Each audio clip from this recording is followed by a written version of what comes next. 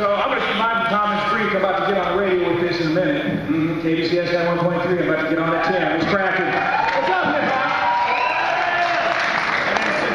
Steve Lewis, part of Hip Hop Occupies, work group, also part of the Antifa Committee. Okay?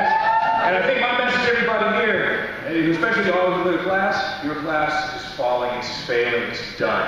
Do not fear too great poverty. We do not. So we are out here occupying. Now, I've been homeless since about spring, okay? So this ain't no elementary school ground playing. This is not no game, all right? So, and it's not just about me, okay? It's about global equity. I understand this because I want to stand shoulder to shoulder with the third world that my tax dollars have been bombing into the Stone Age since I've been a child. Simply because of Nixon, because now we get into who came after him, Gerald Ford, and all the little CIA things they're doing all over the world, okay? We can look at, things like Freeway Ricky Ross. That was going on in this country during the Nixon administration, throwing dope in the community, killing Panthers, and putting people in prison, okay? Affirmative action was the alternative to the meeting that occurred in Philly in 1971, considering the Black Panther Party and all of the revolutionary organizations who called a what? A constitutional convention to see what direction we should go. So for you to say that we here at Occupy Seattle don't have any demands, it's real simple. Just like our folks in Egypt, just like our folks in Tunisia, just like our folks in the Middle East, our Palestinian brothers and sisters, it's about regime change. And really at this point, any Democrat or Republican can either do one of two things: get down with this, get down, or surrender. Because your time is ticking down, you're about to go by.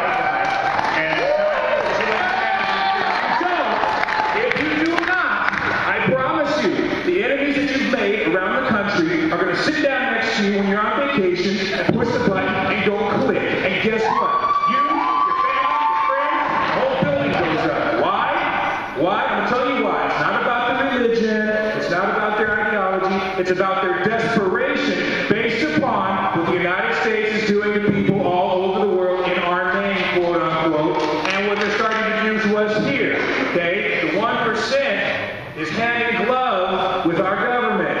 Okay? That's why it's not our government. So there's only one thing to do in a situation like that. Real deal regime change. Okay? Walk like an Egyptian or die like a cockroach. Those are your choices. I'm out. Wake up, goddammit!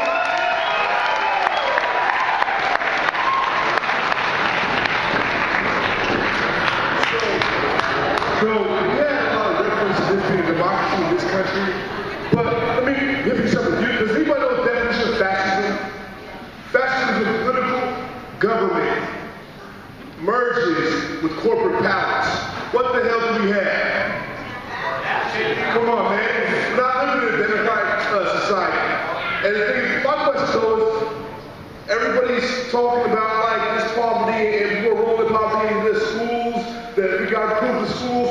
But where has the improvement to the schools of the Black and Latino and Asian communities that are living in poverty have had a good book that caught up with everything else in the last 30, 40 years? How come that these communities are living in poverty and then you will expect that like, oh, well, now that the middle class is under attack, it's a problem. It's been a problem. It's not new.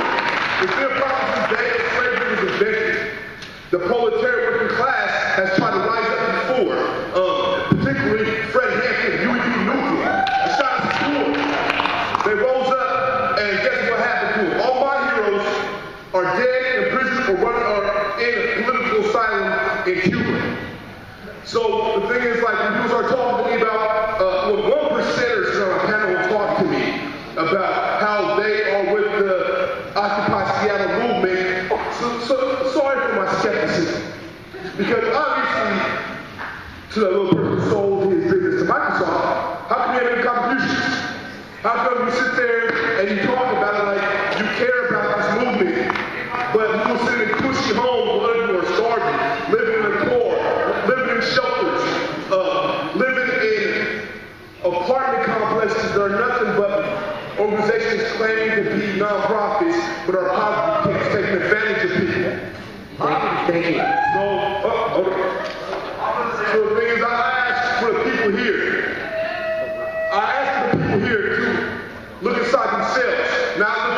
to anybody else to make something happen. It's not on the politicians. It's not on representative democracy. It's about direct democracy, where the people have the power.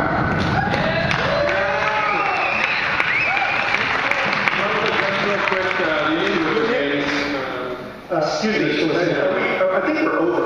Well, we are, but let me explain. I said of two more people, so you would definitely speak as a person after, you make it quick, and then folks in Lawrence Place said, everybody's invited downstairs to continue the dialogue, okay? But we could make you the next person, and I feel like I want to at least give you the opportunity. So I just want to address our demands and say that they're being sorted, debated, and considered, and that there are many factors determining what we're traditionally limited by.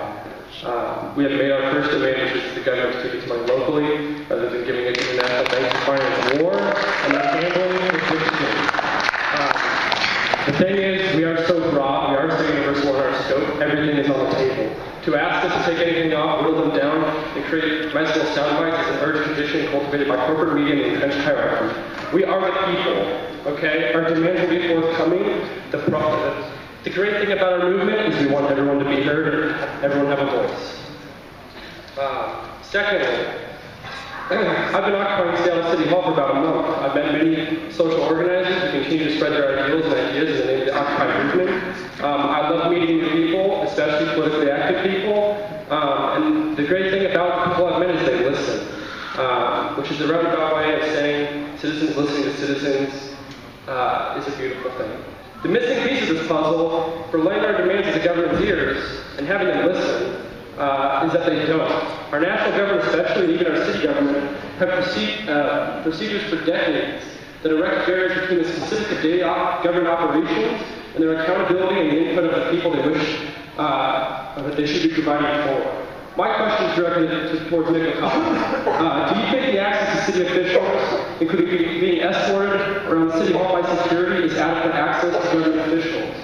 Also, what opportunities are there for members and groups in this community to access the council's reps, and how are you going to guarantee that the public can debate and be heard regarding the council's positions and influencing, the council's position on all issues, as well as provide them with the ability to influence their government as guaranteed by our national founders? And just another thing, what is it going to take for you and I to sit down at the same table and talk for a bit? We will definitely sit down and talk. Doug wants to do it again, and the city hall is open, and first I've heard people being followed around. Yeah, we're escorted around if we come in at the wrong time of the day. And just, there's a general feeling of being unwelcome there. And the thing is, all these people in this audience, including myself, have paid for that facility, and we should have access to it. Next person, and then I need the last one. Go ahead. Hello, good evening. My name is Martin. I want to thank you guys for the opportunity to be here. I will speak from my experience down at Westlake and also the demonstrations at the Sheraton, Chase and Broadway, Chase on Broadway, and also just the many demonstrations we've had over the past. I'd like to ask questions to the audience and to the panelists, to everyone really. What incentivizes the police officer to use his bike as a weapon against a young girl? That's what I want to ask. What kind of system allows this to occur? Because I've seen the worst of humanity behind a shield, behind a gun. I've seen it. And for folks to try to discount what I'm saying, there's plenty of videos, there's plenty of research, there's plenty of articles written about this. Just do your research. I think secondly, the best metaphor for what's happening right now is that, again, there's a river happening. There's a change. The river is moving very quickly. And there are people who want to stick to the riverbank, who try to cling to the riverbank, but they realize that after a while, it's useless to try to cling to the riverbank because things are happening very quickly, either with it or you're not with it. Because we need as much help as possible for what's happening next, what's coming next. Because things are going to change in ways that we cannot possibly understand. We all have to do it together because this is a community of human beings. Regardless of our background. And lastly, our future. You have to ask yourself, are you a citizen? Are you a consumer? Some of the other speakers spoke about mentioned education. Again, you have public school students learning from textbooks that are well beyond 10 years old, 12 years old, learning from material that's useless for the present. So our future is education. We're a country that has the fewest hours of education per child by comparison. It's just, I guess, our future is creating use through our labor and instead of excess. So again, the future is us. It's not, we're not a threat. Again, we're not a threat. We're just a community of like-minded individuals trying to create sustainability. And this is what, Occupy is about. If anyone goes down to Seattle Central and actually observes what's going on, maybe you'll have a better opinion of what this is.